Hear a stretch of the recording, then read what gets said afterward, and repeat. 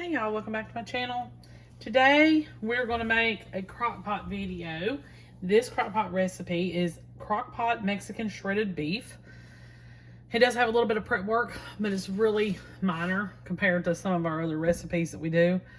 You're going to take a chuck roast.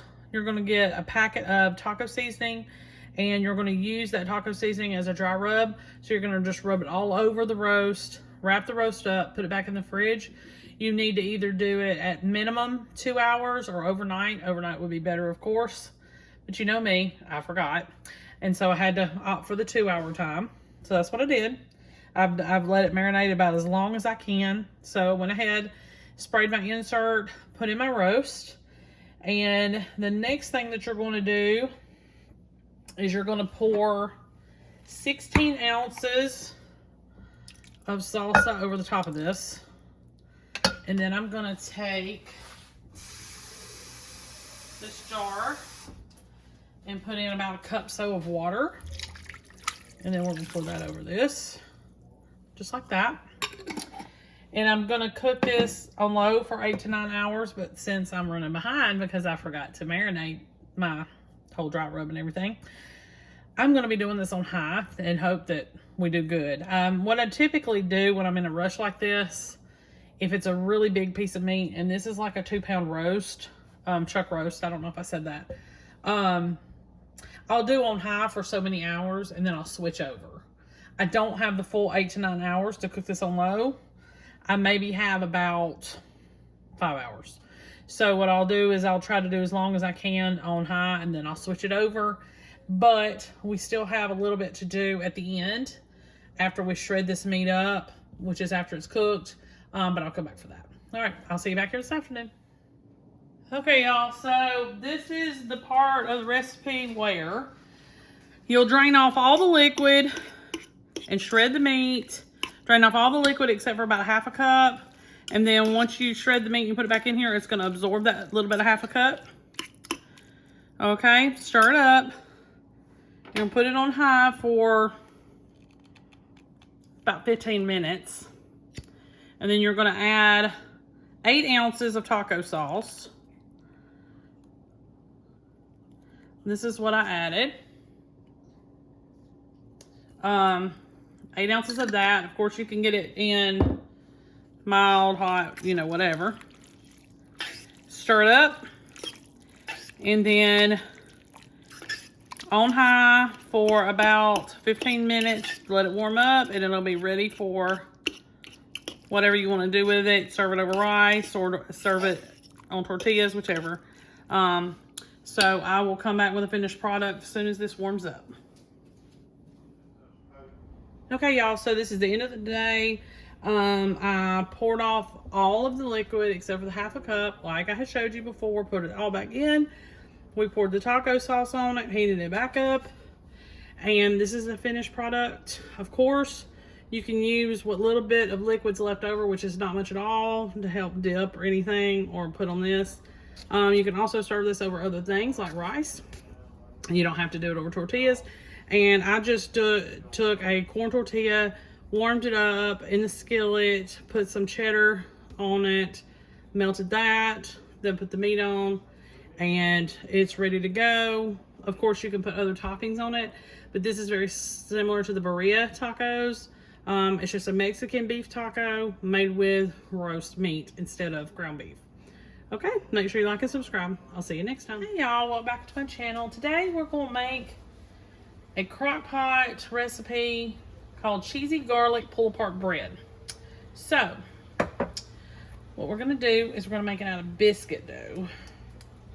You're going to need a 16-ounce jumbo biscuit container, tube, whatever you want to call it. You're going to take these biscuits and you're going to cut them up. You can cut them into 4ths or 8ths. I'm just going to cut them into 4ths because it'll be easier. And I'm going to cut them with scissors. That way it's a little bit quicker. And then you're going to put those into a large bowl. Now you need to do this probably 2 hours before you're ready to serve dinner. I mean, that's what I would do. to make sure that the bread's good, fresh, and hot, and doesn't have a long time to sit. Sure, you could probably microwave it, you know, serving by serving, but I'm doing this late in the day, a few hours before I plan to serve the dinner that I'm going to serve. Ideally, I would probably put it with some kind of Italian dish, but tonight I'm just going to put together some chicken and vegetables and stuff, and we're just going to have it with that. Or you could serve it with pizza, something like that. But it really doesn't matter. You can do it however you want to. It doesn't really matter. Everybody's different. Okay, so I did all that. The next thing that you're going to do is you're going to melt a stick of butter, and you're going to pour that on the biscuits. Whole stick. And then I'm going to try to take this cooking spoon and try my best to coat each piece.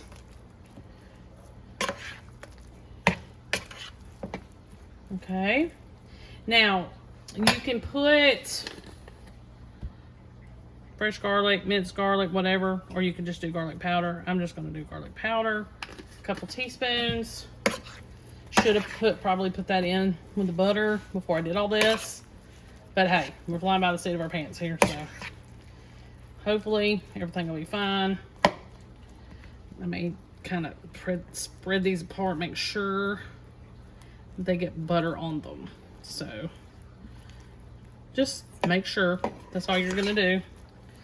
Make sure each piece gets doused in the garlic butter. Okay. Now, I took some parchment paper and put down in my crock pot. Let me show you that. Oh, that didn't sound good. Here we go. Right there. So typically what I do is I get the measurement of my parchment paper, ball it all up, spread it out. It just kind of folds better, does better, whatever. And then take our bread, throw it in here. And I'm just gonna put butter and all. And then you're gonna take your hands and kind of make them one single layer. And to me, you need the butter, the extra butter, just to make sure it doesn't stick to the parchment. Should be fine, but just, you know, as a precaution. Okay, so you're gonna make that a single layer. And then we're gonna go ahead and cook it. So what we're gonna do at this point, you're gonna use some paper towels. I don't know if any of you have ever done this before, but kind of put these over this, and then you'll take your lid to kind of hold it like that,